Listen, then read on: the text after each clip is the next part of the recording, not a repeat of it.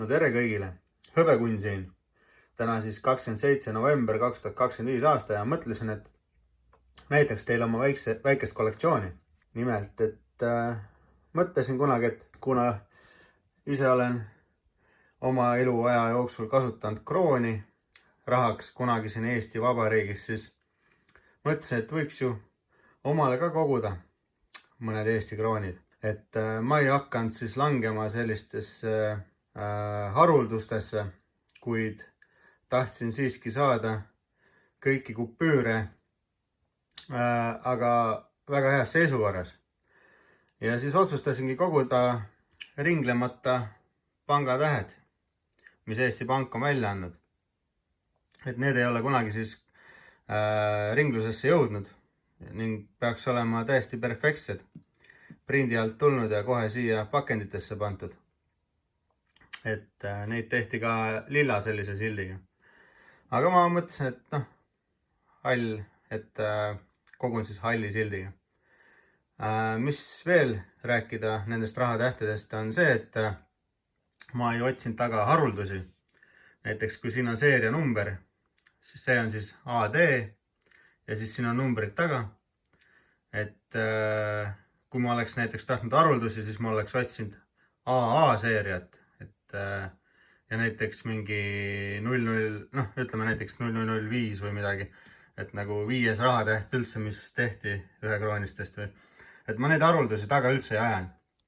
Minul oli tähtis lihtsalt, et oleks ringlemata kupüür mälestuseks ja mõtlesin, et kogun siis kõik kroonid, mis meil käibel olid kunagi, endale ka kollektsiooni. Ja siis mõtlesingi, et näitan teile ka, et mis on ja võib-olla natuke räägin juttu. See pangatäht on siis emiteeritud 1992 aastal. Pangatähe esiküljel on Kristjan Raud.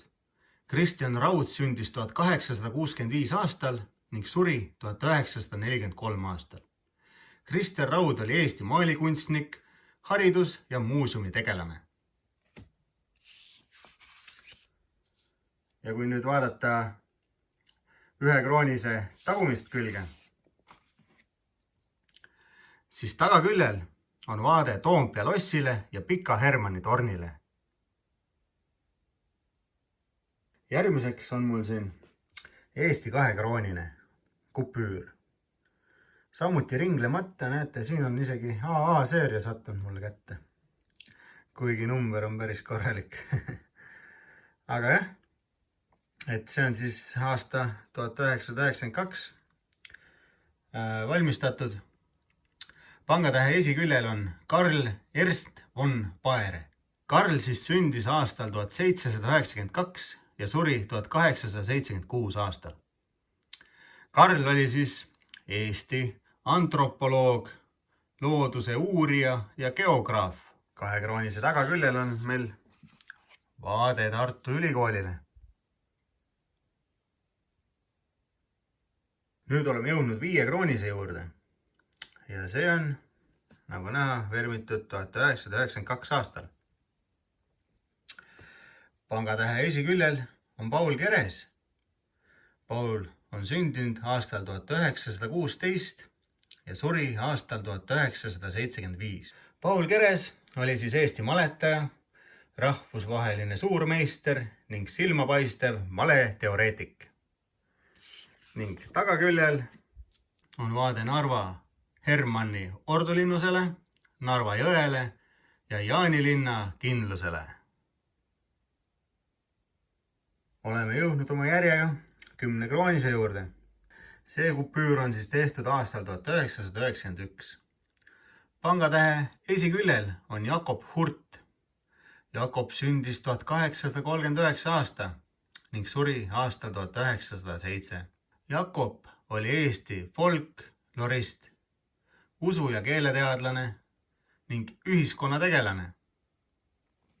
10 kroonise tagaküljel on vaade Tammelauri tammele Urvastes.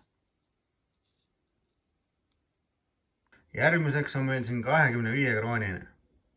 Samuti tehtud 1992 aastal ning pangatähe esiküljel on Anton Hansen Tammsaare. Anton sündis aastal 1878 ning suri aastal 1940. Anton oli Eesti kirjandusklassik.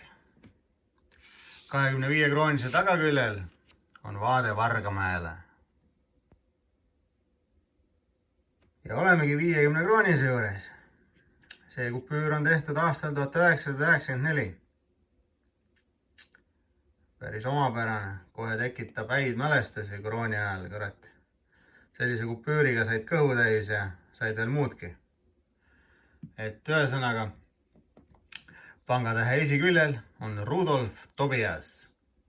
Rudolf sündis 1873 aastal ning suri 1918.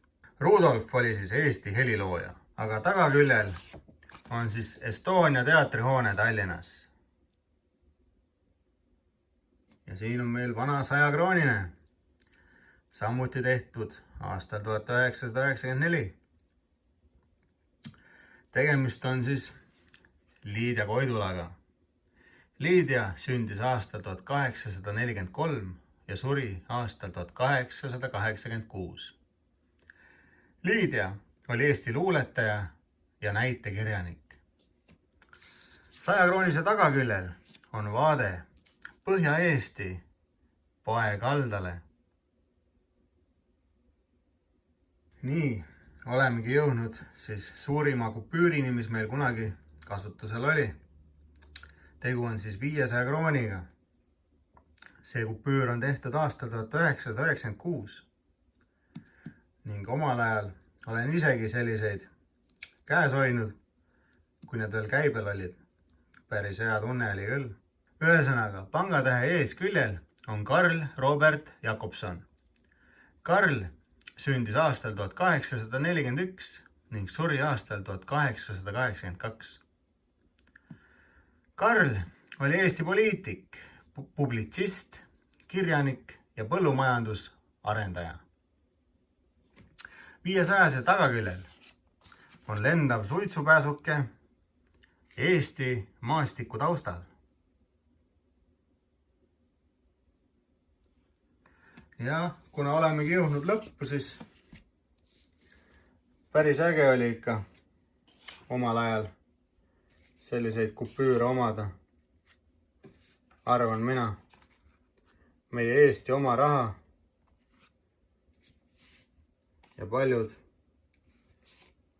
kes on sündinud enne 90-ndaid või 90-ndatel, said ka sellisest asjast rõõmu oma lapsepõlves. Ühesõnaga, tänane video oli siis selline, loodan, et teile meeldis. Nagu ikka, like, subscribe ja võite kommenteerida ägedaid lugusid, kui tuleb meelde midagi krooni ajast. Ja näeme juba järgmises videos. Siin oli Hõbekunn. Tšau!